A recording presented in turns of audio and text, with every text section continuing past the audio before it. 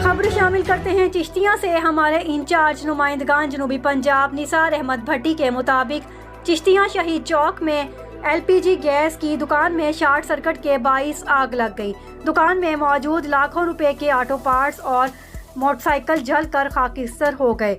चिश्तियाँ अड्डा शहीद चौक में आज दिन 12 बजे के करीब Mahariya gas and spare parts की दुकान में शॉर्ट सर्किट के बाइस आग भड़क उठी।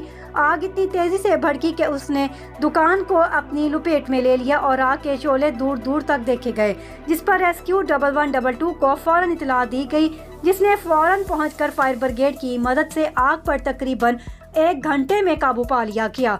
दुकान के अंदर मौजूद स्पेयर पार्ट्स का सारा सामान और दुकान के बाहर खड़े 2 मोटरसाइकिल जलकर खाकिस्तर हो गए, जबकि दुकान में मौजूद गैस सिलेंडरों को कोई नुकसान नहीं पहुंचा। आग लगने की वजह शॉर्ट सर्किट बताई जाती है और दुकान मालिक अब्दुल रऊफ के मुताबिक नुकसान का तखमीना तकरीबन 3 लाख से ऊपर का बताया जा रहा है। ताहम रेस्क्यू अमले का बरवक्त पहुंचकर आग पर काबू पाने से इर्द गिर्द की दुकानें नुकसान से बच गईं और किसी जानी नुकसान की इत्तला नहीं मिली।